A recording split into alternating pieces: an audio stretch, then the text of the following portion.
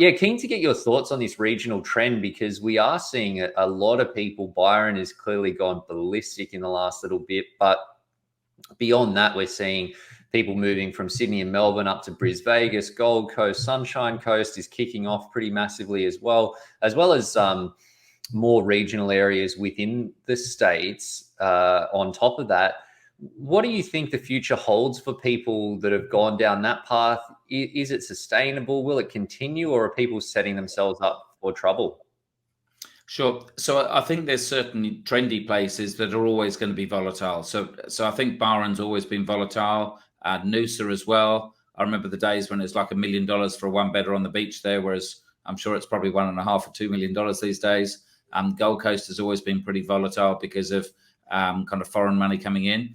So that's the danger in those kind of trendy ones. Then suddenly some people can go in there and look, we had some people we spoke to in Sydney that said, right, we've had enough of this. We want to move to Byron. We're selling our $2 million family home here. We're going to move up to Byron. We know we're buying at the peak, but we're still going to go and do it. And I said, well, why wouldn't you even just rent there first? Because you haven't even had a chance to even live there. So why would you get into something like that? It's just massive risk. So some of those things are going to be volatile. But look, there's certainly a big argument for people moving to Queensland and to Brisbane, because here where your $1 million gets you a one-bedroom unit, up there you can get a 4-bedroom house for that. Yeah. And if you're very much into your family, having your relatives around, kids playing in the back garden and all those kind of things, then certainly that is the lifestyle. But I think there's a lot of people that still love the city living. They want their Ubers. They want 100 pubs, 100 restaurants around. Yeah. And I think for a lot of businesses, sure, they might let people work from home for a few days a week, but they still want them back in the office. And obviously, Sydney and Melbourne are the major capitals for employment, and that's where the top dollar goes. So this is why Bondi can go from $1 million to $2 million or equivalent down in Melbourne, because they are the big cities with the big jobs, and I guess wealthy parents come along with that as well, that help people, I guess, take that equity and take that first step.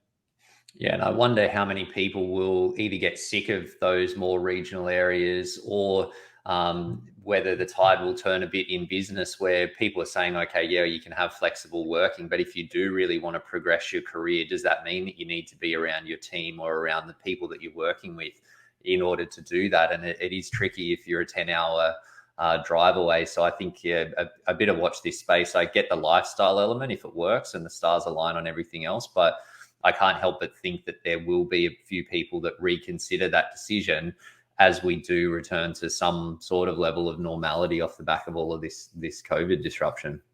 And look, I think it's tough for the regional towns, because I was doing a show called Property TV about a year ago that was running over COVID, and we spoke to a lot of the people in the regional towns.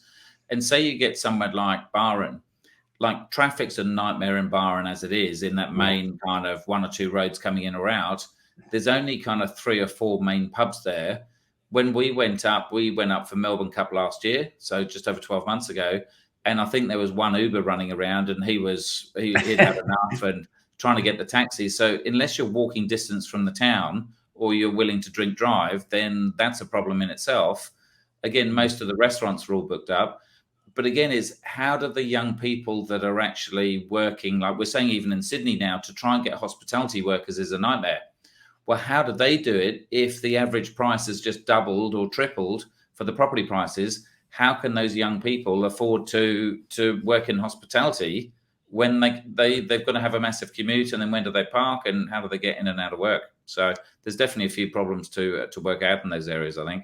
Yeah, and that's not even to mention the fact that even with full capacity for the existing infrastructure, they're probably over capacity if instead of the whole region being full of empty nesters that are there to chill and have a hobby cattle farm, that it's actually young people that want to be at the bars and at the cafes and doing all of the things all of the time. So yeah, I think. And also probably to bring in like the Airbnb. So before, a lot of people would be obviously renting on a 12-month rental. But given the amount of people there, then why would someone, if they've got an investment property there, rent it out on a 12-month lease where they can Airbnb it? Now, again, Airbnb, there's pros and cons of that, because if you remember at the start of COVID, Airbnb was effectively banned and shut down. So suddenly you've got zero money coming in, and then Mm. suddenly that changes, and then suddenly you've got a kind of a gold dust that it's going off like anything. And again, that's the volatility, and that's the appeal for a lot of people. Whereas we still say slow and steady wins the race. So our kind of strategy is not cool, it's not sexy. You're not going to be able to boast to your mates that you're getting triple the rent, but at the same time, you're not going to be crying to say, well, I've got zero rent because the government shut something down.